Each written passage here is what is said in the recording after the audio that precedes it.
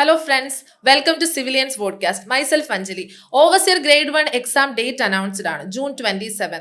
So എക്സാമിന്റെ preparation time വളരെ limited ആണ്. ഈ ലിമിറ്റഡ് ടൈമിനുള്ളിൽ തന്നെ എക്സാം ക്രാക്ക് ചെയ്യണമെങ്കിൽ സിലബസിനെ കുറിച്ച് വളരെ വ്യക്തമായൊരു ഐഡിയ ഉണ്ടായിരിക്കണം. സോ ഇന്ന് നമ്മൾ ഇതിനെക്കുറിച്ചുള്ള ഒരു പോഡ്കാസ്റ്റ് ആണ്. ഇതിൽ എൻ്റെ കൂടെ ജോയിൻ ചെയ്യുന്നത് ശ്രീലക്ഷ്മിയും അക്ബറുമാണ്.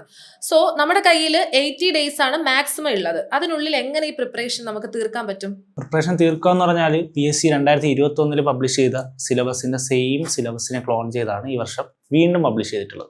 അപ്പോൾ ഓൾറെഡി പ്രിപ്പയർ ചെയ്ത ഒരുപാട് പേര് ഉണ്ട്.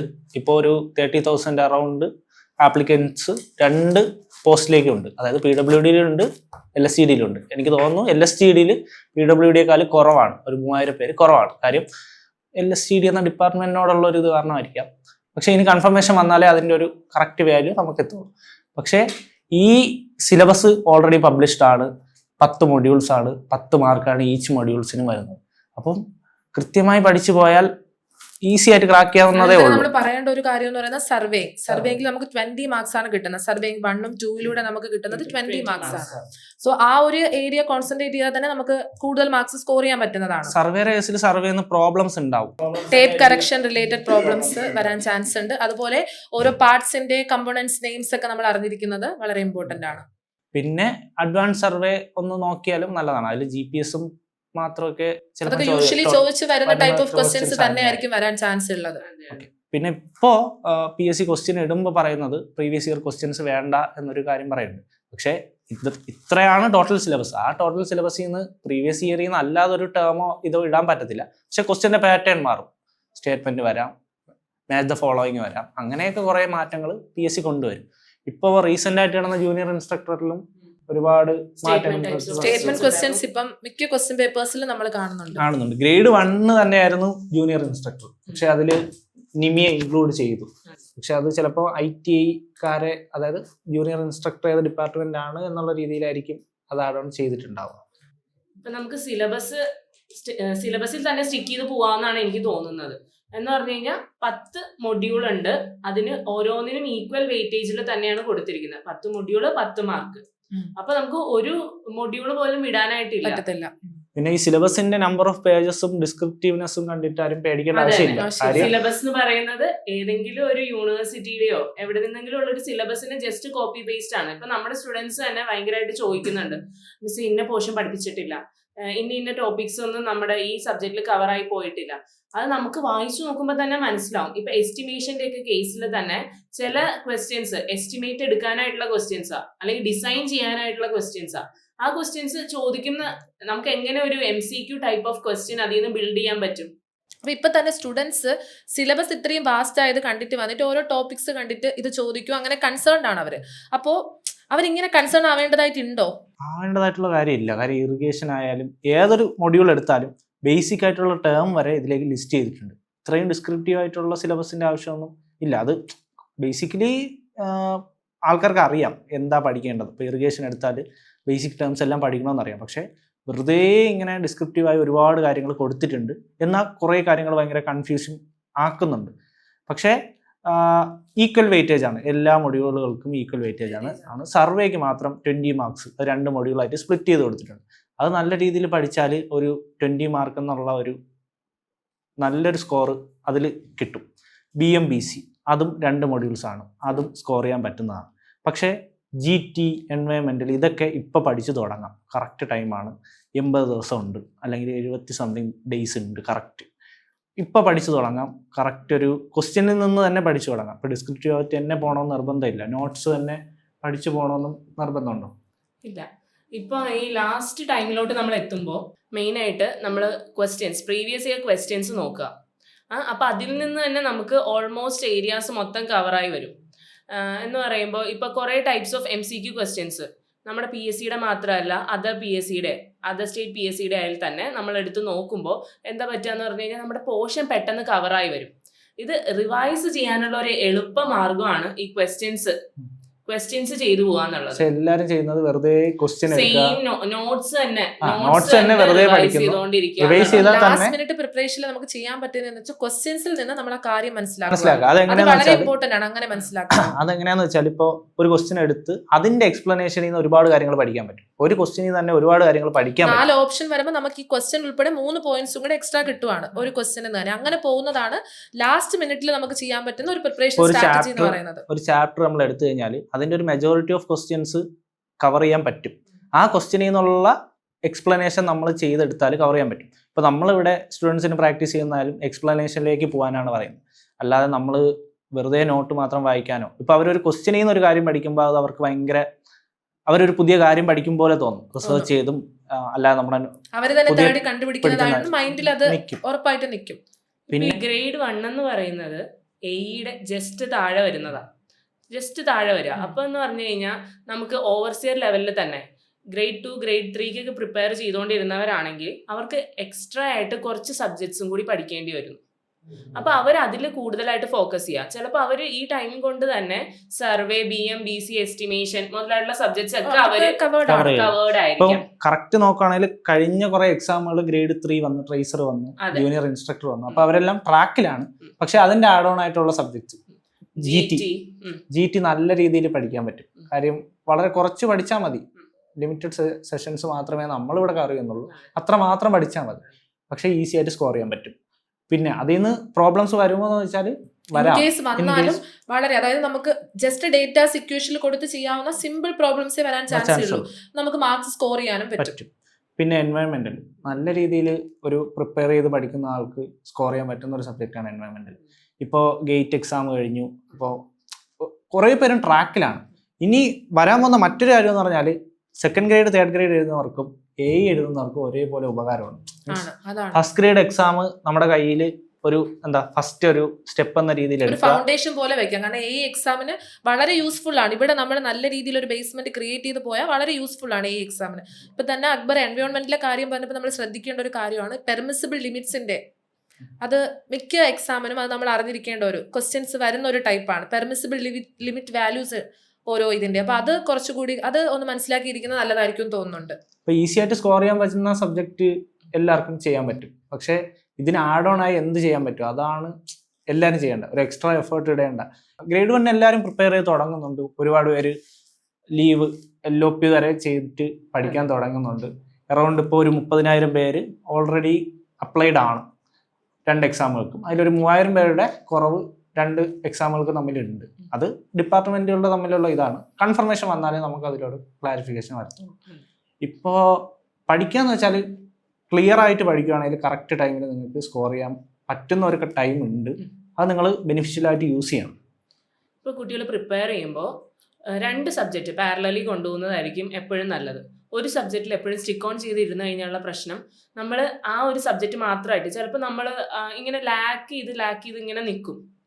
സബ്ജക്റ്റ് അങ്ങ് മൂവ് ആവത്തില്ല. അതേസമയം 2 സബ്ജക്റ്റ് പാരലലി കൊണ്ടുപോവുകയാണെങ്കിൽ ഒരെണ്ണം കുറച്ച് ഹയർ ലെവലിലുള്ള സബ്ജക്റ്റ് ആയിക്കോട്ടെ, ഇപ്പം മോസ് പോലെയുള്ള സബ്ജക്റ്റ്, അതിൻ്റെ കൂടെ ഇപ്പം എസ്റ്റിമേഷൻ പോലെയുള്ള ഒരു സബ്ജക്റ്റ് പോവുകയാണെങ്കിൽ നമുക്ക് കുറച്ചും കൂടി ഒരു ഈസിനെസ് ഫീൽ ചെയ്യും.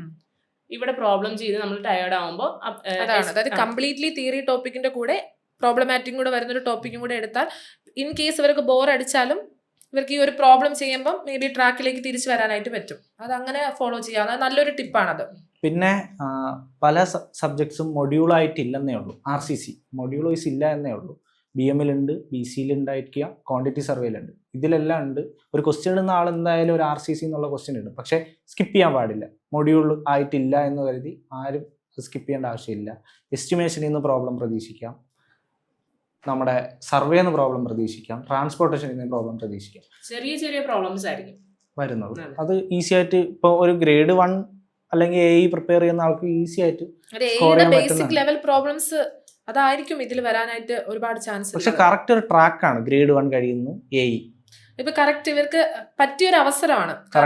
AE വരുന്നത് കൊണ്ട് തന്നെ ഇതിൽ നല്ലൊരു നേരത്തെ പറഞ്ഞ പോലെ നല്ല ബേസ്മെന്റ് ഇതിൽ ക്രിയേറ്റ് ചെയ്ത് അവർക്ക് വളരെ ഈസി ആയിട്ട് AE ഇതിലൊരു ബേസ്മെന്റ് നല്ല പക്കയായിട്ട് ആയ ഒരാളിന് അതിലോട്ട് പോകാനായിട്ട് 2025 കറക്റ്റ് ആയിട്ട് യൂസ് ചെയ്താൽ അവർക്ക് 2026 ഒരു നല്ല വർഷമായിട്ട് മാറും, ഉറപ്പായിട്ട് മാറും.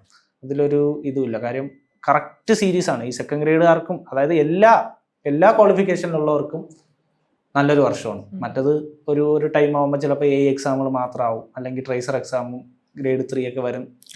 എല്ലാം നല്ല വേക്കൻസീസ് ഉള്ള പോസ്റ്റുകളുമാണ്. അതാണ് ഏറ്റവും കൂടുതൽ നമ്മൾ ഇവിടെ ഹൈലൈറ്റ് ചെയ്യേണ്ട കാര്യം. അതിന്റെ ഒരു പോസിറ്റീവ് എന്താന്ന് പറഞ്ഞു കഴിഞ്ഞാൽ നമ്മുടെ നോൺ ടെക്നിക്കൽ പോലത്തെ ഒരു വിങ് അല്ല. ടെക്നിക്കൽ വിങ്ങില് നമ്മള് സ്റ്റുഡൻസിന്റെ കൗണ്ട് അല്ലെങ്കിൽ ആസ്പിറൻസിന്റെ കൗണ്ട് എന്ന് പറയുന്നത് മറ്റേനെ അപേക്ഷിച്ച് നോക്കുമ്പോൾ നേർപകുതി അല്ലെങ്കിൽ അതിൽ താഴെയാണ്. അപ്പൊ എന്താ പറ്റാന്ന് പറഞ്ഞാൽ ഈ ഒരേ ആൾക്കാരാണ് ഈ എക്സാംസ് എല്ലാം എഴുതുന്നത്. അപ്പൊ നമുക്ക് കിട്ടാനുള്ള ചാൻസ് അവിടെ കൂടുകയാണ്. ഇപ്പൊ ചിലപ്പം ചില ആൾക്കാർ പ്രിപ്പയർ ചെയ്ത് തുടങ്ങുന്നേ ഉണ്ടാവുള്ളൂ. അപ്പൊ അവർക്ക് തോന്നുക എനിക്കിനി ക്രാക്ക് ചെയ്യാൻ പറ്റുമോ എന്നുള്ളൊരു തോന്നലായിരിക്കും. അപ്പൊ എന്താ ചെയ്യേണ്ടതെന്ന് വെച്ച് കഴിഞ്ഞാൽ, അപ്പൊ നിങ്ങൾ മനസ്സിലാക്കേണ്ട ഒരു കാര്യമുണ്ട്.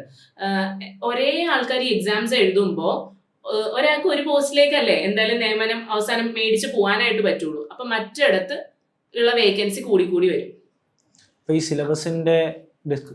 സിലബസ് ഒരുപാടുണ്ട് എന്ന് പറയുന്നത് കുറെ പേര് വേണ്ട, പറ്റില്ല, ഇനി ഞാൻ സെക്കൻഡ് ഗ്രേഡ് തേർഡ് ഗ്രേഡ് മാത്രമേ നോക്കുന്നുള്ളൂ എന്നുള്ള ഇത് വരുന്നു. പിന്നെ കുറെ പേര് ഫസ്റ്റ് ഗ്രേഡേ നോക്കുന്നില്ല, നോക്കാം എന്നുള്ള ഇത്.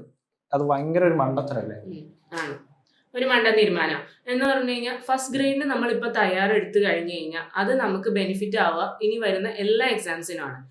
ആയിക്കോട്ടെ, ഓവർസിയർ, ഗ്രേഡ് 2 അല്ലെങ്കിൽ ഗ്രേഡ് 3 ആയിക്കോട്ടെ, എല്ലാത്തിലും നമ്മൾ കവർ ചെയ്ത് പോവുകയാണ്. നമ്മുടെ ടോപ്പിക്സ് ഇവിടെ, സബ്ജക്ട്സ് ഇവിടെ മാക്സിമം നമ്മൾ കവർ ചെയ്യാം. നമ്മൾ മെയിൻലി ഒരു എക്സാമും നമ്മൾ വേണ്ട എന്നുള്ള രീതിയിൽ നമ്മൾ ഇപ്പൊ പറ്റത്തില്ല, ഇപ്പൊ ഞാൻ പഠിച്ച് തീരത്തില്ല എന്നുള്ള രീതിയിൽ നമ്മൾ നിർത്തി പോവാന്ന് പറയുന്നത് തന്നെ ഒരു മണ്ടനായിട്ടുള്ള ഒരു തീരുമാനമാണ്. അതായത് പ്രിപ്പറേഷൻ കംപ്ലീറ്റ് ആയില്ല എന്ന് കരുതി അതുവരെ നടത്തിയ പ്രിപ്പറേഷൻ ഒരിക്കലും വേസ്റ്റ് അല്ല. കാരണം ഇനി വരാനിരിക്കുന്ന എയ്ക്ക് അത് കംപ്ലീറ്റ്ലി യൂസ്ഫുൾ ആണ്. സോ അങ്ങനെ ഒരു കാര്യം മനസ്സിലാക്കി പഠിച്ചാൽ മതി. കുറച്ച് ആൾക്കാർ മാത്രമാണ് ക്ലിയർ ആയിട്ട് പഠിച്ചും കൃത്യമായിട്ട് ഒരു സ്ട്രാറ്റജിയിൽ പോകുന്നത്. അവര് കറക്റ്റായിട്ട് പഠിച്ചു പോകുന്നുണ്ട്. പക്ഷെ അവരെ കൂടെ ഇപ്പം പ്രിപ്പയർ ചെയ്യുന്നവർ എത്തണം. അതിന് കൃത്യമായി കുറച്ച് എക്സ്ട്രാ എഫേർട്ട് എന്തായാലും എടുത്തേ പറ്റുള്ളൂ. ഇപ്പോൾ ക്വസ്റ്റ്യനിൽ നിന്ന് പഠിക്കാവുന്നതാണ് ഏറ്റവും നല്ലൊരു ഓപ്ഷൻ. ഇപ്പോൾ ഡിസ്ക്രിപ്റ്റീവായിട്ട് ഇത്രയും ക്ലാസ്സസും സെഷൻസും നോക്കുന്നതിനേക്കാൾ ബെറ്റർ ഏതാ? ക്വസ്റ്റ്യനിൽ നിന്ന് ഒരുപാട് പഠിച്ചു. ഇപ്പോൾ റീസെൻ്റ് ആയിട്ട് നടന്ന എല്ലാ ക്വസ്റ്റ്യനുകളും ആയിക്കോട്ടെ, ഓവർസിയർ ഗ്രേഡ് 1 ആയിക്കോട്ടെ, കളക്ട് ചെയ്ത് അതിൽ നിന്നൊരു ഡിസ്ക്രിപ്റ്റീവായ ലെവലിൽ പോയി കഴിഞ്ഞാൽ കുറേ കാര്യങ്ങൾ കിട്ടത്തില്ലേ? ഇപ്പൊ നമ്മുടെ തന്നെ എം സി ക്യു ബുക്കിൽ നമുക്ക് ഒരു സബ്ജക്റ്റിനെ എടുത്ത് വെച്ചിരുന്ന് പഠിക്കാനുള്ള ടൈം ഇല്ലാത്ത ഒരു അവസ്ഥയിൽ നിൽക്കുമ്പോൾ MCQ ബുക്ക് എടുക്കുക, അതിൽ നിന്ന് ഇത്ര നമ്പർ ഓഫ് ക്വസ്റ്റ്യൻസ് ഡെയിലി ബേസിസിൽ ചെയ്യുക. നമ്മൾ റിവൈസ് ചെയ്യുന്നതിന് പകരമാണ്, അല്ലെങ്കിൽ റിവൈസ് ചെയ്യുന്നതിന്റെ കൂട്ടത്തിൽ ചെയ്തും പോവാം. ഒരു ടോപ്പിക്ക് കവർ ചെയ്യുന്നതിന്റെ കൂട്ടത്തിൽ, കാരണം സെക്ഷൻ വൈസ് തന്നെ നമുക്ക് ക്വസ്റ്റ്യൻസ് അവൈലബിൾ ആണ്. പിന്നെ വരാൻ സാധ്യതയുള്ള എല്ലാ പ്രോബ്ലംസും ലിസ്റ്റ് ഔട്ട് ചെയ്യുക. ഗ്രേഡ് 1 ലെവലിൽ വരാൻ സാധ്യതയുള്ള എല്ലാ പ്രോബ്ലംസും ലിസ്റ്റ് ഔട്ട് ചെയ്ത് അത് തന്നെ. ഇപ്പം പലരുടെയും പ്രശ്നമാണ് പ്രോബ്ലംസ് കാണുമ്പോൾ അത് സ്കിപ്പ് ചെയ്യും. അത് നന്നായിട്ട് സ്കോർ ചെയ്യാൻ പറ്റും. ഇപ്പം എത്ര പ്രോബ്ലംസ് വരും? ഇപ്പോൾ സർവേ എടുത്തു കഴിഞ്ഞാൽ വരും? കറക്ഷൻസിന്റെ പ്രോബ്ലംസ് വരാം, ലെവലിങ്ങിന്റെ പ്രോബ്ലംസ് വരാം. ഇതെല്ലാം കറക്ഷൻസ് എല്ലാം ലിസ്റ്റ് ഔട്ട് ചെയ്യുക. ലെവലിൽ ഒരു 3-4 ടൈപ്സ് അത് ലിസ്റ്റ് ഔട്ട് ചെയ്യുക. ഇങ്ങനെ തന്നെ പഠിച്ചു പോകാൻ പറ്റും. ഇപ്പോൾ അത്ര വലിയൊരു ബാലികേറ മലയൊന്നും അല്ല ഗ്രേഡ് 1 എന്ന് പറയുന്ന എക്സാം. ഇത്രയും കോമ്പറ്റീഷൻ ഉണ്ട്, എന്നെ കൊണ്ട് പറ്റില്ല. സിലബസിനെ കുറിച്ച് പറയുമ്പോഴും എക്സാം സെന്ററിൽ ഫേസ് ചെയ്യുന്ന ഒരു ഇഷ്യൂ കൂടി ഇതിന്റെ കൂടെ പറയുന്നത് ഈ പ്രോബ്ലംസ് വായിക്കാതെ വിടുന്ന ഒരു കാര്യം. അത് ഒരുപാട് പേര് ചെയ്ത് വരുന്നതായിട്ട് ഇപ്പൊ നമ്മൾ തന്നെ സ്റ്റുഡൻസിനോട് സംസാരിക്കുമ്പോൾ പറയുന്നുണ്ട്, പ്രോബ്ലത്തിന്റെ ലെങ്ത് കണ്ടിട്ട് പ്രോബ്ലം വായിക്കാതെ ആ ക്വസ്റ്റ്യൻ വിട്ട് സ്കിപ്പ് ചെയ്ത് പോകും. ഇനി ആ സമയം കളയണ്ടാന്ന്. ജസ്റ്റ് അതിന്റെ ആ ഡേറ്റാസ് ഒന്ന് ലിസ്റ്റ് ചെയ്ത് കഴിഞ്ഞാൽ ഒരു സിമ്പിൾ ഇക്വേഷനിലിട്ട് ആൻസർ കിട്ടുന്നതായിരിക്കാം അത്. സോ അങ്ങനെ ഒരു മിസ്റ്റേക്ക് ഒരിക്കലും എക്സാമിന് ചെയ്യാതിരിക്കാൻ എല്ലാവരും ശ്രദ്ധിക്കണം. കാരണം അത് ചെയ്തു വരുന്ന ഒരു മിസ്റ്റേക്ക് ആയതുകൊണ്ട് ഇപ്പൊ ഹൈലൈറ്റ് ചെയ്തതാണ്. ഇപ്പോൾ എത്ര പേരായാലും ഇപ്പം മെജോറിറ്റി ഓഫ് ആൾക്കാർ ഒബ്ജക്റ്റീവ് ക്വസ്റ്റ്യൻ പ്രതീക്ഷിച്ച് പോയിട്ട് അതിൽ statement type match the following കണ്ട് പറ്റൂല, അതങ്ങ് സ്കിപ്പ് ചെയ്യണം. പക്ഷെ അത് ഭയങ്കര ലോജിക്കലി നോക്കുകയാണെങ്കിൽ നമുക്ക് ഈസി ആയിട്ട് സ്കോർ ചെയ്യാം. ഇപ്പോൾ പല കാര്യങ്ങളും നമ്മൾ പഠിച്ച കാര്യങ്ങളാണ്, നമ്മളതൊരു ക്വസ്റ്റ്യൻ ആയിട്ട് പഠിച്ച് അത് 4 ക്വസ്റ്റ്യനെ കമ്പൈൻ ചെയ്തൊരു സ്റ്റേറ്റ്മെന്റ് ആയിട്ട് വന്നിട്ടേ ഉള്ളൂ. അത് വായിച്ചാൽ നമുക്ക് കറക്റ്റ് ആയിട്ട് നമുക്ക് അനലൈസ് ചെയ്യാൻ പറ്റുന്ന തരത്തിലുള്ള ഗ്രേഡ് 1 കൂടി ആയതുകൊണ്ട് നമുക്ക് അങ്ങനെ ഒരു കൺഫ്യൂഷൻ വരുന്ന സ്റ്റേറ്റ്മെന്റ്സേ ഒരിക്കലും ആയിരിക്കത്തില്ല. ജസ്റ്റ് വായിച്ചാൽ 2 പോയിന്റ്സ് നമ്മളൊന്ന് ആലോചിച്ചെടുക്കണമെന്നേ ഉള്ളൂ, നമുക്ക് അതിന്റെ ആൻസറിലോട്ട് എത്താവുന്നതാണ്. പിന്നെ നന്നായിട്ട് റിവൈസ് ചെയ്തൊന്നും ഒരാൾക്ക് ഓപ്ഷൻസിനെ എലിമിനേറ്റ് ചെയ്ത് ഒരുപാട് കാര്യങ്ങൾ സ്കോർ ചെയ്യാൻ പറ്റും. അത് നന്നായിട്ട് എക്സ്പ്ലനേഷനൊക്കെ എഴുതി പഠിച്ചു പോകുന്ന ഒരാൾക്ക് കൃത്യമായി അത് സ്കോർ ചെയ്യാൻ പറ്റുന്നതാണ്. പക്ഷെ കുറേ പേരും പറ്റൂല എന്നുള്ള കാര്യമാണ് സ്റ്റിക്ക് ഓൺ ചെയ്തിരിക്കുന്നത്. പിന്നെ ടൈം ജൂണിൽ എക്സാം വന്ന് എന്താ, നമ്മൾ പഠിച്ച കാര്യങ്ങളെ ചോദിക്കുള്ളൂ, നമ്മുടെ കയ്യിലുള്ള ലെക്ചേഴ്സേ ചോദിക്കുള്ളൂ. അവിടെ നമ്മൾ ടെൻഷൻ അടിക്കണം, കാരണം ഇനിയും നമുക്ക് വരുന്നുണ്ട്, പല അവസരങ്ങൾ ഇനിയും വരുന്നുണ്ട്. അതും ഈ സെയിം ലെവൽ ഓഫ് പ്രിപ്പറേഷൻ തന്നെയാണ് അതിനും വേണ്ടത്. അതുകൊണ്ട് പഠിച്ചു തീർന്നില്ല എന്നുള്ളൊരു ടെൻഷന്റെ ആവശ്യം വേണമെന്ന് തോന്നുന്നില്ല. പലരും പറയുന്ന കാര്യമാണ് ജൂലൈയിലാണ് ഞങ്ങൾ എക്സാം പ്രതീക്ഷിച്ചത്, ജൂണിൽ വന്നു. എന്താ ജൂണിൽ വന്നാലും ജൂലൈയിൽ വന്നാലും ഒരു കാര്യമില്ല. നമ്മൾ പഠിച്ചാൽ അത് നമുക്ക് സ്കോർ ചെയ്യാൻ ടോപ്പിക്സ് പറ്റും. സെയിം ആണ്. അപ്പം ഇതിന്റെ ഒരു ഇക്വേഷൻ ഇത്രേ ഉള്ളൂ. നമ്മൾ എന്ത് പഠിക്കുന്നു, എവിടെ പോയി പഠിക്കുന്നു, എത്ര ടൈമിന്, ഒന്നും അതിന്റെ ഒരു ഇതല്ല. കൃത്യമായി ആ 100 ക്വസ്റ്റ്യൻ 90 മിനിറ്റിൽ നമുക്ക് സ്കോർ ചെയ്യാൻ പറ്റണം, അത്രേ ഉള്ളൂ. അല്ലാതെ അതിന് നമുക്ക് വേണ്ടത് ടൈം മാനേജ്മെന്റ് വളരെ ഇമ്പോർട്ടന്റ് ആയിട്ടുള്ള ഒരു കാര്യമാണ്. ആ ടൈം മാനേജ്മെന്റ് എങ്ങനെ കിട്ടും നമുക്ക്? മാക്സിമം പ്രിപ്പറേഷനും നമ്മൾ ഇപ്പോൾ പ്രോബ്ലംസ് ആയാലും ചെയ്ത് പഠിക്കുന്നതിലും കൂടുതൽ പ്രീവിയസ് ഇയർ ക്വസ്റ്റ്യൻ ഒരു ടൈം ബൗണ്ടായി ഇരുന്ന് തന്നെ ചെയ്ത് പഠിച്ചാൽ മാത്രമേ ടൈം മാനേജ്മെന്റ് നമുക്ക് കൊണ്ടുവരാനായിട്ട് ഇപ്പൊ പറ്റും. നമ്മളിവിടെ എക്സാംസ് ഇടുമ്പോൾ പോലും ടൈം നമ്മൾ കുറച്ചേ ഇടാറുള്ളൂ. ആ കാര്യം അറിയാതെ തന്നെ അവർ പഠിച്ച് അപ്പൊ അവർക്ക് എക്സാം സെന്ററിൽ അത് കുറച്ചും കൂടി ഈസി ആയിരിക്കും. ഇപ്പൊ ഒരുപാട് തവണ ആദ്യം എക്സാമിന് ടൈമിന്റെ ഇഷ്യൂ എല്ലാവരും പറയും, പക്ഷെ പിന്നെ ആകുമ്പോൾ അവർ തന്നെ കുറച്ച് കഴിയുമ്പോൾ തന്നെ എഴുതി കഴിയുന്ന ഒരു ഇത് വരും. അവർ ആ ഒരു ഇവിടെ തന്നെ നമ്മൾ സ്റ്റുഡൻസിൽ കണ്ടുവരുന്നത് മോഡൽ ടെസ്റ്റ് കുറച്ച് ഒരു സീരീസ് കഴിഞ്ഞ് കഴിയുമ്പോൾ അവർക്ക് ടൈം മാനേജ്മെന്റ് വളരെ കൃത്യമായിട്ട് ചെയ്യാൻ പറ്റുന്നുണ്ട്. അത് നമുക്കത് അതിൽ നിന്ന് നമ്മൾ മനസ്സിലാക്കേണ്ട പ്രാക്ടീസ് വളരെ ഇമ്പോർട്ടന്റ് ആണ്. സർവേ BM BC ഇതൊന്നും ആർക്കും പ്രശ്നം വരത്തില്ല. പക്ഷെ ഒരുപാട് പേര് സ്കിപ്പ് ചെയ്യുന്ന കുറെ പോർഷൻസും കുറെ സബ്ജക്ട്സും അത് പഠിക്കുക. അതെന്ന് പറഞ്ഞാൽ ഇപ്പം ക്വസ്റ്റ്യൻ എഴുതുന്ന ആള് ചിലപ്പോൾ ഇങ്ങനെ ചിന്തിച്ചിട്ടുണ്ടാവാം, ഇത് ആൾക്കാർ നോക്കില്ല അല്ലെങ്കിൽ സ്കിപ്പ് ചെയ്യാൻ ചാൻസ് ഉണ്ട് എന്നുള്ള രീതിയിൽ ഇടുന്ന ക്വസ്റ്റ്യൻസ് നമ്മൾ പഠിക്കുക.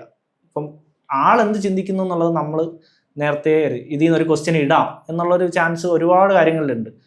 ഇപ്പോൾ ഈ ലിസ്റ്റ് ചെയ്തിരിക്കുന്ന സിലബസിന്റെ ഡിസ്ക്രിപ്റ്റീവ്നെസ്സിനെ കണ്ടിട്ട് ചിലർ വിചാരിക്കും ഇതിൽ നിന്നെല്ലാം ക്വസ്റ്റ്യൻ വരൂലേ. ഇപ്പോൾ ക്വാണ്ടിറ്റി സർവേയുടെ കേസിൽ പിച്ച് റൂഫിന്റെ ക്വാണ്ടിറ്റി കാൽക്കുലേഷൻ ഇട്ടിട്ടുണ്ട്, CPWന്റെ കേസ് ഇട്ടിട്ടുണ്ട്. ഇതൊന്നും നമ്മൾ ബേസിക്കലി നമ്മളൊരു ഡിപ്ലോമ കഴിഞ്ഞ ആളും ബിടെക് കഴിഞ്ഞ ആളും അത്രയും ഡിസ്ക്രിപ്റ്റീവ് ആയിട്ട് പഠിക്കാറില്ല. പക്ഷെ നമുക്ക് ഈസി ആയിട്ട് അത് ഇപ്പം ആരും പഠിക്കാത്ത സംഭവം ആരും എഴുതില്ല, ആ സാധനം ഉണ്ട്. പക്ഷെ എല്ലാവരും വിചാരിക്കും അയ്യോ അതെനിക്ക് പറ്റൂല, അല്ലെങ്കിൽ ആ മൊഡ്യൂളെ ഞാൻ വിടുകയാണ്. പക്ഷെ അവരുടെ കോൺഫിഡൻസും കുറയ്ക്കുവാണ്. ക്വാണ്ടിറ്റി സർവേ എന്നുള്ള മൊഡ്യൂളിൽ ചോദിക്കുന്നത് ബേസിക് എസ്റ്റിമേഷന്റെ ടേംസും ചിലപ്പോൾ സെൻട്രൽ ലൈൻ മെത്തേഡിന്റെ ഒരു പ്രോബ്ലം ചാൻസ് ഉള്ളൂ. പിന്നെ യൂണിറ്റ് ആൻഡ് മെഷർമെന്റ്സിന്റെ ഒരു എന്തെങ്കിലും ഒരു ബേസിക് ഒരു യൂണിറ്റോ ആണ് ചോദിച്ചാലായി.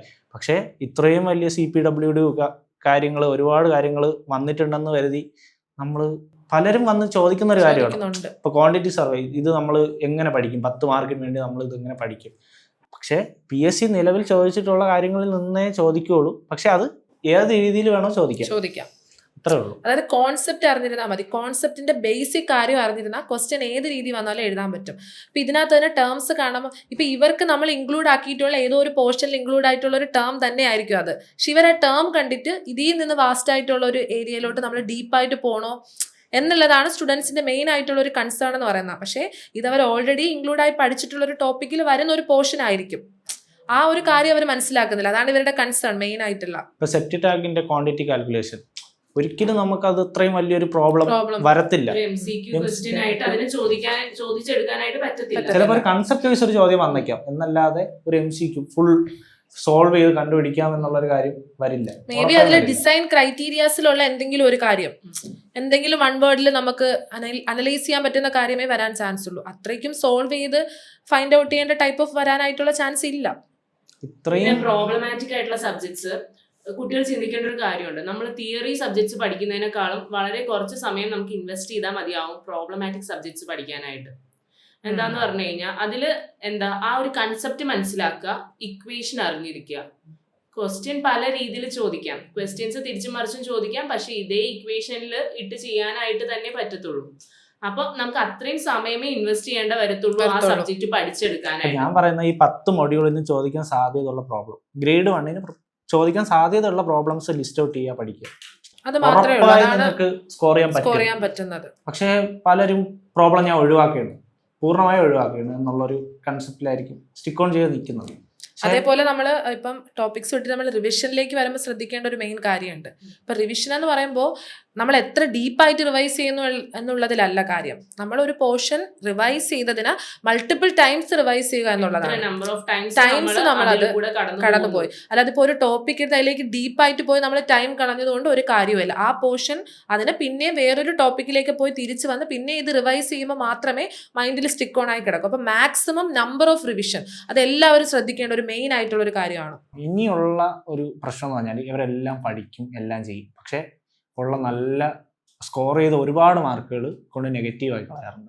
ഒരുപാട് പേരെ പ്രശ്നമാണ്. ഇപ്പം നമ്മൾ ആദ്യം തൊട്ടേ അത് എക്സാം ഹാളിൽ ഇരിക്കുമ്പോൾ ഉള്ള ഒരു ടെൻഡൻസിയാണ്.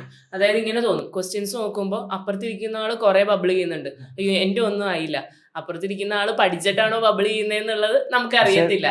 അപ്പോൾ നമുക്ക് എക്സാം ശരിക്കും പറഞ്ഞു കഴിഞ്ഞാൽ ഈസി ആവുന്നതിലുപരി കുറച്ച് ടഫായിട്ടുള്ള എക്സാമിൻസിന്നാണ് നമുക്ക് കൂടുതലും എന്തോന്ന് റിസൾട്ട് ജനറേറ്റ് ചെയ്യാനായിട്ട് പറ്റിയിട്ടുള്ളത്. അത് ബൈ മിസ്റ്റേക്ക് കാരണം ഒരുപാട് റാങ്കുകൾ മാറാൻ ചാൻസ് ഉണ്ട്. ഈസി ആവുമ്പോൾ ചെറിയ മിസ്റ്റേക്സ് കാരണം പോലും നമ്മുടെ റാങ്ക് ഭയങ്കരമായിട്ട് ഡൗൺ ആവും.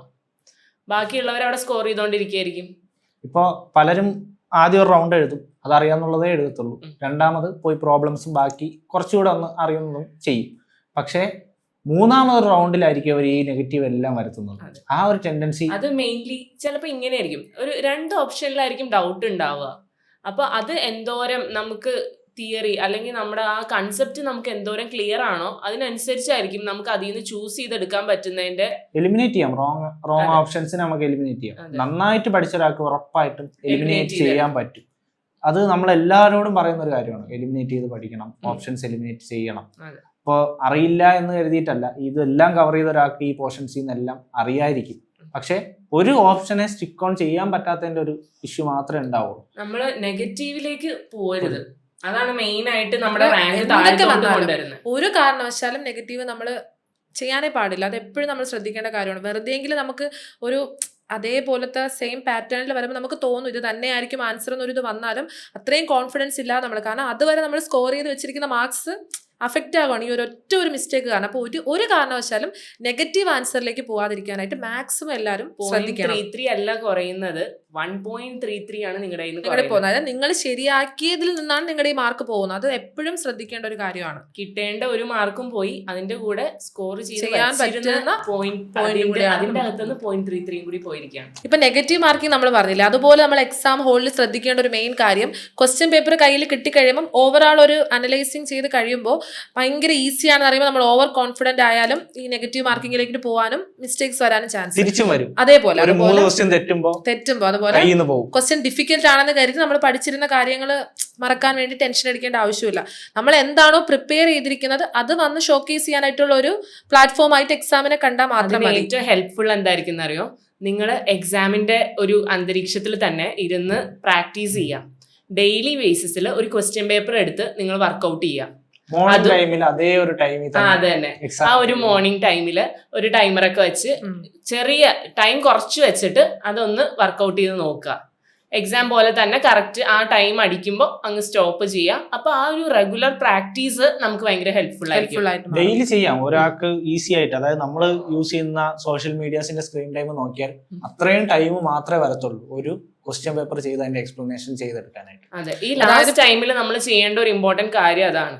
നമ്മൾ സ്ക്രീൻ ടൈമും കുറയ്ക്കണം. അതുപോലെ നമ്മുടെ ടൈം ഇല്ല എന്നുള്ളൊരു റീസൺ പലരും പറയാറുണ്ട്. ഞാൻ വർക്കിംഗ് ആണ്, അല്ലെങ്കിൽ കുട്ടിയുണ്ട് വീട്ടില്, കുട്ടീനെ നോക്കണം, അങ്ങനെ പല റീസൺസ് ഉണ്ട്. പക്ഷേ ടൈം ഇല്ല എന്നുള്ള ഒരു കാര്യം കൊണ്ട് മാത്രം നിങ്ങൾ പുറകോട്ട് വലിഞ്ഞു നിൽക്കരുത്. അത് നമ്മുടെ പ്രയോറിറ്റിയാണ് കാണിക്കുന്നത്. പ്രയോറിറ്റി നമ്മൾ എന്തിനു കൊടുക്കുന്നോ, അതായത് ഇപ്പൊ നമ്മൾ എക്സാമിനാണ് പ്രയോറിറ്റി എങ്കിൽ നമ്മൾ ഒരു 5 മിനിറ്റ് കിട്ടുമ്പോൾ നമ്മൾ ഫോൺ എടുത്ത് വെച്ച് സ്ക്രോൾ ചെയ്യത്തില്ല. അതിന് പകരം നമ്മൾ എന്തെങ്കിലും ഒരു ക്വസ്റ്റ്യൻ ഫോണിൽ തന്നെ ആയിക്കോട്ടെ, എന്തെങ്കിലും ഒരു ക്വസ്റ്റ്യൻ ചെയ്ത് നോക്കാനായിട്ട് നോക്കും. അല്ലെങ്കിൽ എന്തെങ്കിലും ഒരു കൺസെപ്റ്റ് ആയിരിക്കും മനസ്സിൽ കൂടെ പോവുക. അല്ലാണ്ട് ഫോൺ എടുത്തു വെച്ച് ആ സമയത്ത് സ്ക്രോൾ ചെയ്യാന്നുള്ളൊരു തോട്ട് തന്നെ മനസ്സിൽ വരത്തില്ല. ഇപ്പോൾ നമ്മൾ പഠിച്ചു തുടങ്ങി കുറെ കാര്യങ്ങൾ ഫോണിൽ തന്നെ ചെയ്തു പോകുമ്പോൾ നമ്മുടെ സോഷ്യൽ മീഡിയകൾ തന്നെ അങ്ങോട്ട് തന്നെ സ്വിച്ച് ആവും. ഇപ്പൊ നമ്മൾ സെർച്ച് ചെയ്യുന്നതായിരിക്കും നമ്മുടെ ഫീഡ് വരണത്. ഇപ്പൊ നമ്മൾ പഠിക്കുന്ന കാര്യങ്ങൾ സെർച്ച് ചെയ്താൽ ഇപ്പൊ ഓവർസിയർ ഗ്രേഡ് 1 നമ്മൾ ക്വസ്റ്റ്യൻ ആണ് ക്രോമിൽ സെർച്ച് ചെയ്തതെങ്കിൽ നമ്മുടെ ഫീഡ് വരുന്നതും അതുമായിട്ട് ബന്ധപ്പെട്ട കാര്യങ്ങളാണ്. അല്ലെങ്കിൽ നമ്മൾ ഒരാളോട് ഫോണിൽ സംസാരിക്കുന്ന കാര്യങ്ങൾ ഇതുമായിട്ട് ബന്ധപ്പെട്ടാണെങ്കിൽ നമ്മുടെ ഫീഡ് വരുന്നതും ഇതുമായിട്ട് ബന്ധപ്പെട്ട. പക്ഷെ നമ്മൾ അതിനെ എടുക്കുക. ഇപ്പൊ ഞാൻ ഈ റീസെന്റ് ആയിട്ട് കണ്ടൊരു ഇന്റർവ്യൂവിൽ കണ്ടൊരു കാര്യമാണ്. ഒരു IAS ഉദ്യോഗസ്ഥൻ അവർ ഇന്റർവ്യൂവിൽ പറഞ്ഞിട്ട് ഈ ആങ്കർ ചോദിച്ചു, ഇന്നത്തെ സെനാരിയോയിലായിരുന്നെങ്കിൽ ഇത്രയും റാങ്ക് സ്കോർ ചെയ്യാൻ പറ്റുമായിരുന്നോ, അല്ലെങ്കിൽ ഇത്രയും സ്കോർ കിട്ടുമായിരുന്നോ IAS എക്സാം? പുള്ളി പറഞ്ഞു പറ്റത്തില്ല. കാര്യം അറിയാം, ഇത്രയും ഡിസ്ട്രാക്ഷൻസ് പുള്ളിക്കും വരാം. ഡേ ബൈ ഡേ ഡിസ്ട്രാക്ഷൻസ് കൂടിക്കൊണ്ടിരിക്കുകയാണ്. കാരണം നമ്മളിപ്പോ പഠിക്കാൻ യൂസ് ചെയ്യുന്നതും കൂടുതലും ഇപ്പൊ മൊബൈൽ ഫോൺസ് ആണെങ്കിൽ പോലും, അപ്പൊ അതുകൊണ്ട് തന്നെ സ്ക്രീനിലോട്ട് പോകാനായിട്ടുള്ള ടെൻഡൻസിയും കൂടുതലാണ്. ആ കാരണം കൊണ്ട് തന്നെ മറ്റൊരാള് 3 വർഷമായിട്ട്, അതായത് IAS പ്രിപ്പറേഷന് വേണ്ടിയിട്ട് 3 വർഷമായിട്ട് ഫോൺ പൂർണ്ണമായി ഒഴിവാക്കി. അപ്പൊ നമുക്കത് ചെയ്യാവുന്നേ ഉള്ളൂ, പക്ഷെ നമ്മൾ ഫോണിലാണ് എല്ലാം, അതുകൊണ്ട് ചെയ്യാൻ പറ്റില്ല. പക്ഷെ ഒഴിവാക്കാൻ പറ്റുമല്ലോ പല കാര്യങ്ങളും. ഇൻസ്റ്റഗ്രാം, സ്നാപ്ചാറ്റ്, യൂട്യൂബ് നമ്മുടെ ഈ ആവശ്യങ്ങൾക്ക് മാത്രം ഉപകരിക്കാൻ പറ്റും. അതിനനുസരിച്ച് യൂട്യൂബ് മാറും, പക്ഷെ നമ്മളത് സ്വിച്ച് ആവാത്തതുകൊണ്ടാണ്. പല കാര്യങ്ങളും അങ്ങനെയാണ്. പിന്നെ ഈക്വലായിട്ട് ഈ 10 മൊഡ്യൂളിനെ ഡിവൈഡ് ചെയ്ത് ഈ 70 ദിവസങ്ങൾ അല്ലെങ്കിൽ 70 സംതിങ് ഡേയ്സ് ഡിവൈഡ് ചെയ്ത് കൃത്യമായി ഒരു കൂൾ ഓഫ് ടൈം വയ്ക്കുക, കൃത്യമായി പഠിക്കുക. ഈ ഫസ്റ്റ് 10 ദിവസം പഠിച്ചതിന്റെ റിവിഷൻ വീണ്ടും ഉണ്ടായിരിക്കണം. അങ്ങനെ പഠിച്ചു പോയാൽ ഉറപ്പായിട്ടും സൈക്ലിക് മാനറിൽ പോകണം. പക്ഷെ പലരും ചെയ്യുന്നത് ആദ്യത്തെ പഠിക്കുന്ന അവിടെ കളയാണ്, രണ്ടാമത്തെ പഠിക്കും, മൂന്നാമത് പഠിച്ചിട്ട് ചിലപ്പോൾ നാലാമതായിരിക്കും ആദ്യത്തെ പോകുന്നത്. അപ്പൊ കുറച്ച് മറന്നിട്ടുണ്ടാവും, അപ്പൊ വീണ്ടും ടെൻഷനാവും. ഇടയ്ക്കിടയ്ക്ക് റിവൈസ് ചെയ്യാനായിട്ട് ശ്രമിക്കണം. ഹ്യൂമൻ ബ്രെയിൻ ആണ്, അത് മറക്കും. പഠിക്കുന്നത് അതുപോലെ തന്നെ മറക്കാനും അതിന് കഴിയും. അതുകൊണ്ട് നമ്മളൊരു സിസ്റ്റമാറ്റിക് വേയിൽ നമ്മൾ ആ ഒരു റിവിഷൻ കൊണ്ടുപോകണം. റിവിഷൻ ആണ് ഇതുപോലെയുള്ള കോമ്പറ്റീറ്റീവ് എക്സാമിന് ഏറ്റവും ഇമ്പോർട്ടന്റ് ആയിട്ടുള്ള അത് മൾട്ടിപ്പിൾ ടൈം ഓഫ് റിവിഷൻ ചെയ്ത് ടൈം കളയാൻ മാത്രമല്ല, അത് മൾട്ടിപ്പിൾ ടൈം അതേ കോൺസെപ്റ്റ് തന്നെ നമ്മൾ ചെയ്താൽ മാത്രമേ അത് യൂസ്ഫുൾ ആയി വരും. അതുപോലെ ഇപ്പൊ പറഞ്ഞ ഈ സ്ക്രീൻ ടൈം തന്നെ നമ്മൾ കൂടുതലും ടൈമിലേക്ക് പോകുന്നതിന്റെ ഒരു റീസൺ, നമുക്ക് ഏതെങ്കിലും ഒരു തിയറി സബ്ജക്റ്റ് ഒക്കെ പഠിക്കുമ്പോൾ ബോർ വരുമ്പോഴായിരിക്കും ജസ്റ്റ് ഒന്ന് സ്വിച്ച് ഓൺ ആവുന്ന. ആ സമയം നമുക്ക് അത് റിലേറ്റഡ് ആയിട്ടുള്ള ഒരു MCQ പ്രാക്ടീസ് ചെയ്യാം. അത് നമ്മൾ തന്നെ കറക്റ്റ് ചെയ്ത് നമ്മുടെ മാർക്ക് അനലൈസ് ചെയ്യുന്ന പോലെയൊക്കെ ചെയ്ത് നോക്കുമ്പോൾ നമ്മൾ അതിൽ നിന്ന് ആ ഒരു ബോറിങ്ങിൽ നിന്നൊരു മാറ്റം വരും. എന്നിട്ട് പിന്നെ നമുക്ക് സ്വിച്ച് ഓൺ ചെയ്ത് സ്റ്റഡിയിലേക്ക് പോകാം. നമ്മൾ ആ ഒരു സ്ക്രീൻ ടൈമിന് വേണ്ടി യൂസ് ചെയ്യുന്ന ടൈം കുറച്ച് ക്വസ്റ്റ്യൻസ് വർക്കൗട്ടും ആകും, കുറച്ച് ഐഡിയാസ് കൂടുതൽ പഠിക്കുകയും ചെയ്യും, നമ്മുടെ ബോറടിയും മാറും. സോ അങ്ങനെ ഫോളോ ചെയ്യുന്നതായിരിക്കും. പ്രശ്നം നിങ്ങൾ കുറെ പേരൊക്കെ റെക്കഗ്നൈസ് ചെയ്തിട്ടുണ്ടാവും എന്താണെന്നുള്ളത്. നമ്മുടെ കോൺസെൻട്രേഷൻ പവറിനെയാണ് അത് എഫക്റ്റ് ചെയ്യുന്നത്. ഇപ്പൊ ഒരു സാധനം എടുത്തു വെച്ച് വായിക്കുക. ഇപ്പൊ എത്ര പേര് ഇപ്പൊ പത്രം വായിക്കും? എത്ര ആൾക്കാർ ഇപ്പൊ പത്രം വായിക്കും? പക്ഷെ അവര് സ്റ്റോറി എത്ര വേണോ സ്ക്രോൾ ചെയ്യും. അതെ, എന്താ ഷോർട്ട് ടൈമില് നമ്മളിലേക്ക് ഇൻഫർമേഷൻ വരണം എന്നുള്ളതാണ് ഇപ്പൊ നമ്മുടെ മൈൻഡ് സെറ്റ്. ഇപ്പൊ നമുക്കായാലും ഒരു ലെങ്തി ആയിട്ടുള്ള വീഡിയോ കാണാൻ ഭയങ്കര ബുദ്ധിമുട്ടാണ്. ഇപ്പൊ ഒരു 1 hour വരുന്ന ഒരു ലെക്ചർ ക്ലാസ് കാണാൻ ഭയങ്കര ബുദ്ധിമുട്ടാണ്. പക്ഷെ നമ്മൾ ഷോർട്ട് വീഡിയോ ഈ 1 hour ഇരുന്ന് കാണും.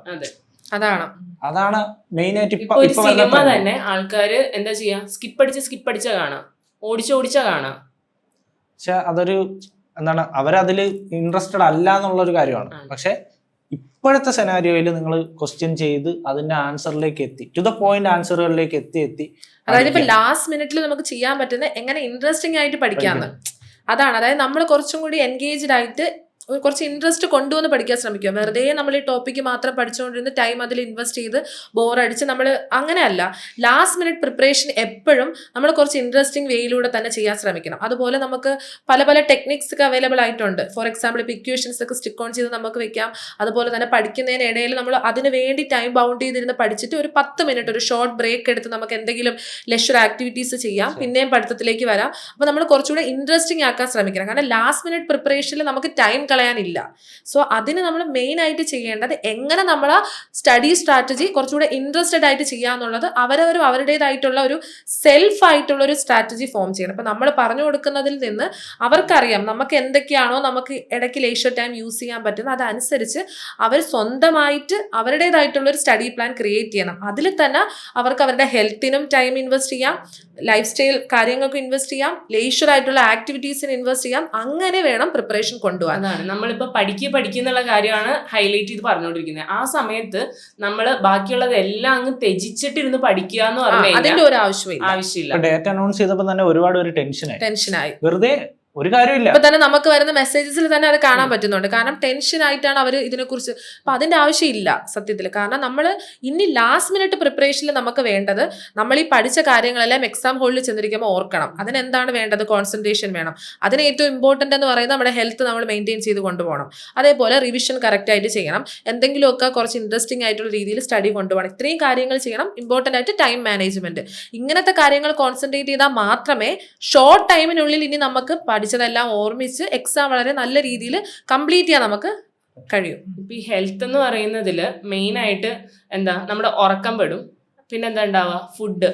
ഈ സമയത്ത് നമ്മൾ എന്ത് ഫുഡ് ഒരു ഡയറ്റാണ് നമ്മൾ ഫോളോ ചെയ്ത് പോകുന്നത്, കൃത്യമായിട്ടുള്ള ഉറക്കം വേണം ഒരാൾക്ക്. അതിപ്പോ പല സ്റ്റുഡൻസിനും ഇല്ല. അത് വളരെ ഇമ്പോർട്ടന്റ് ആയിട്ട് നമ്മൾ ഡിസ്കസ് ചെയ്യേണ്ട കാര്യമാണ്. ആർക്കും അതില്ല. കാരണം ഇവര് കൂടുതൽ ടൈം കളയുന്നതും പഠിക്കാനും മാത്രമല്ല ടെൻഷൻ അടിച്ചും കൂടെ കളയുന്നുണ്ട്. അത് വളരെ ആയിട്ട് ഡേഞ്ചർ ആയിട്ടുള്ള ഒരു കാര്യമാണ്. പഠിക്കാൻ യൂസ് ചെയ്യുന്നതിനോടൊപ്പം ടെൻഷന് വേണ്ടിയും കുറെ സമയം കളയുന്നുണ്ട്. അത് ഇവർ ഓൾറെഡി പഠിച്ച ടോപ്പിക്കിനെ അഫക്റ്റ് ചെയ്യും. ഈ ടെൻഷൻ അടിച്ച് കോൺസെൻട്രേഷൻ എല്ലാം പോകുമ്പോൾ പഠിച്ച ടോപ്പിക്കും കൂടെ വേസ്റ്റ് ആയി പോകും. അങ്ങനെ വരാൻ പാടില്ല. അപ്പോൾ നമ്മൾ മെയിൻ ആയിട്ടും ടെൻഷൻ ഫ്രീ ആയിട്ട് വേണം ഈ എക്സാമിനെ നേരിടാനായിട്ട്. ടെൻഷൻ ഇല്ലാതെ പോയാൽ ഒരു ഇഷ്യൂ വരത്തില്ല.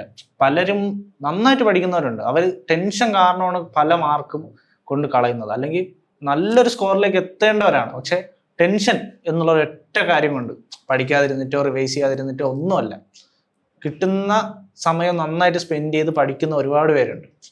അവര് ടെൻഷൻ കാരണം കളയുന്നത് ഭയങ്കര ഒരു എന്താ നമുക്ക് തന്നെ അതായത് നമ്മൾ പറയുന്ന നിങ്ങൾ ഇൻവെസ്റ്റ് ചെയ്ത നിങ്ങളുടെ തന്നെ ടൈം നിങ്ങൾ നല്ല രീതിയിൽ യൂസ്ഫുൾ ചെയ്യണം.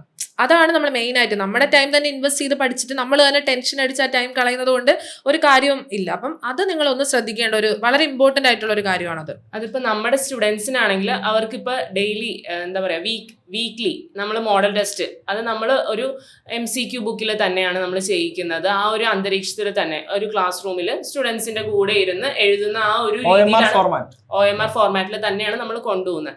അപ്പൊ അവര് വീക്ക്ലി ഇത് ചെയ്തുകൊണ്ടിരിക്കുക. അപ്പൊ എത്ര എക്സാംസ് അവർ ഒരു മെയിൻ എക്സാമിന് മുന്നേ അവർ എത്ര എക്സാംസ് എഴുതുന്നുണ്ടാവും. ഇപ്പൊ നമ്മൾ നമ്മുടെ സ്റ്റുഡൻസിന് വേണ്ടി മാത്രമല്ല, പുറത്ത് വേറെ സ്ഥലത്തിരുന്ന് പഠിക്കുന്നവർക്ക്, സ്വന്തമായിട്ട് പ്രിപ്പയർ ചെയ്യുന്നവർക്ക് എല്ലാവർക്കും കൂടി വേണ്ടിയാണ് ഈ വീഡിയോ. അപ്പൊ അവരെന്താ ചെയ്യേണ്ടതെന്ന് പറഞ്ഞു കഴിഞ്ഞാൽ സ്വന്തമായിട്ട് ആ ഒരു അറ്റ്മോസ്ഫിയർ ക്രിയേറ്റ് ചെയ്ത് അതിനുവേണ്ടി എക്സാം ഹോളിൽ എങ്ങനെ ഇരിക്കണം, എങ്ങനെ ആയിരിക്കണം എൻ്റെ മൈൻഡ്, ഞാൻ എങ്ങനെ ആയിരിക്കണം എന്നുള്ളതിൽ കോൺസെൻട്രേറ്റ് ചെയ്ത് തന്നെ അതായത് നിങ്ങൾക്ക് ഒരു OMR വെച്ച് തന്നെ പ്രാക്ടീസ് ചെയ്യാം. നിങ്ങൾക്ക് തന്നെ നിങ്ങളുടെ മാർക്സ് കാൽക്കുലേറ്റ് ചെയ്യാം. നിങ്ങൾക്ക് എവിടെയാണ് വീക്ക്നെസ് എന്ന് കണ്ടുപിടിക്കാം. നിങ്ങൾക്ക് നെഗറ്റീവ് എത്രമാത്രം വരുന്നുണ്ട് ആ ടെൻഡൻസി മനസ്സിലാക്കി കുറയ്ക്കാം. അപ്പം നിങ്ങൾ നിങ്ങളുടേതായ രീതിയിൽ ഒരു എക്സാം വീട്ടിൽ നിങ്ങൾ പഠിക്കുമ്പോൾ തന്നെ ആ ഒരു അറ്റ്മോസ്ഫിയർ ക്രിയേറ്റ് ചെയ്ത് പഠിക്കുന്നത് ഭയങ്കര ഇമ്പോർട്ടൻസ് ആയിരിക്കും. നിങ്ങളുടെ എക്സാമിന് സ്കോർ ചെയ്യാനായിട്ടില്ല ആ കാര്യങ്ങൾ, നമ്മുടെ നെഗറ്റീവ്സ് നമ്മൾ മനസ്സിലാക്കുന്നതാണ് ഏറ്റവും ഇമ്പോർട്ടൻ്റ് ആയിട്ടുള്ള ഒരു കാര്യം. എങ്കിൽ മാത്രമേ നമുക്ക് അതിൽ മാറ്റം കൊണ്ടുവരാൻ പറ്റത്തുള്ളൂ. ഞാൻ ഈ റീസെന്റ് ആയിട്ട് കണ്ട ഒരു എക്സ്പ്ലനേഷൻ, അതായത് നമ്മളിവിടെ ഒരു സ്റ്റുഡൻറ്റ് തന്നെ എഴുതിയ ഒരു എക്സ്പ്ലനേഷനാണ്. അതായത് പുള്ളിക്കാരി കുറച്ച് മാർക്ക് പോയി, പക്ഷെ പുള്ളിക്കാരി പോയിന്റ് ഔട്ട് ചെയ്തു എനിക്ക് പോയത് എവിടെയാണ്. പുള്ളിക്കാരിക്ക് പോയത് ഇപ്പം IS കോഡുകളായിരിക്കാം, അല്ലെങ്കിൽ സ്റ്റേറ്റ്മെന്റ് ടൈപ്പ് ക്വസ്റ്റ്യൻ ആണ്, സിമ്പിൾ ആയിരുന്നു പക്ഷെ പോയി. അതെങ്ങനെയാണ് അവർക്ക് കിട്ടുന്നത്? എങ്ങനെയാണ് റീസെന്റ് ആയിട്ടുള്ള എക്സാംസും ഈ പ്രാക്ടീസിങ് സ്കിൽ കൊണ്ട് മാത്രം കിട്ടുന്നതാണ്. അല്ലെങ്കിൽ നമുക്ക് ഒരിക്കലും അറിയത്തില്ല നമ്മുടെ നെഗറ്റീവ് ഏത് ഏരിയ ആണെന്ന് ഒരിക്കലും മനസ്സിലാക്കാൻ പറ്റത്തില്ല. അതായത് സ്വന്തമായിട്ട് അതൊന്ന് എങ്ങനെയാണ് തന്റെ മാർക്ക് പോകുന്നതെന്ന് റിയലൈസ് ചെയ്യാത്ത ഒരാള് അത് എക്സ്പീരിയൻസ് ചെയ്യുക എക്സാം ഹോളിൽ ഇരുന്നായിരിക്കും. പിന്നെ കമ്പൈൻ സ്റ്റഡി ഒരുപാട് പേർക്ക് നല്ല എഫക്റ്റീവ് ആയിട്ട് വന്ന ഒരു കാര്യമാണ് കമ്പൈൻ സ്റ്റഡി. ഇവിടെ നമ്മുടെ ഗ്രൂപ്പ് ഓഫ് സ്റ്റുഡൻസ് ഒരുപാട് പേര് പഠിക്കുന്നുണ്ട്. ട്രിവാൻഡ്രത്തായാലും കോഴിക്കോടായാലും കൊല്ലമായാലും പല ടൈമുകളിൽ പണ്ടൊക്കെ കുറച്ച് ടൈമേ ഉണ്ടായിരുന്നുള്ളൂ. ഇപ്പോൾ 24/7 ട്രിവാൻഡ്രം ഓപ്പൺ ആണ്. അപ്പോൾ ഒരുപാട് പേര് പഠിക്കുന്നുണ്ട്, അത് നല്ല കാര്യമാണ്. നമ്മളത് പ്രൊവൈഡ് ചെയ്യുന്നുണ്ട്. എന്താണ്, നാളെ ഇവർ നമ്മുടെ ഒരു ബ്രാൻഡിൽ വരേണ്ട ആൾക്കാരാണ്. അതുകൊണ്ടാണ് കാര്യം. ഒരുപാട് പേരും പഠിക്കാൻ സ്ഥലമില്ല, അല്ലെങ്കിൽ ഒരുമിച്ചിരുന്ന് പഠിക്കാൻ അവസരമില്ലാത്ത ഒരുപാട് പേരുണ്ട്. പക്ഷെ ആ ഒരു ഇഷ്യൂ നമ്മളുടെ ഒരു സ്റ്റുഡൻസിനും വരാറില്ല. ഇപ്പോഴത്തെ സെനാരിയോയിൽ ഒരു ഇഷ്യൂ ഇല്ല, എല്ലാവർക്കും വന്ന് പഠിക്കാം. ഇനി പഴയ ബാച്ച് കഴിഞ്ഞവർക്കാണെങ്കിൽ അവർ ചോദിക്കുന്നുണ്ട്, നമ്മൾ കുറേ പഠിച്ചിട്ടില്ല, മിസ് ഔട്ടായി, ബാച്ച് കഴിഞ്ഞിട്ട് ഇപ്പോൾ ഒരു 3-4 മാസമായി, അവർക്ക് നമ്മൾ എന്ത് പ്രൊവൈഡ് ചെയ്യുന്ന പറഞ്ഞാൽ റാങ്ക് ബൂസ്റ്റർ പോലത്തെ കോഴ്സുകൾ പ്രൊവൈഡ് ചെയ്യുന്നത് വളരെ ഇമ്പോർട്ടന്റ് ആണ്. നല്ലൊരു ഐഡിയ തന്നെയാണ്. ഇപ്പോൾ റീസെന്റ് ആയിട്ട് ഉടനെ തന്നെ ഓൺലൈനിൽ സ്റ്റാർട്ട് ആവുകയാണ്.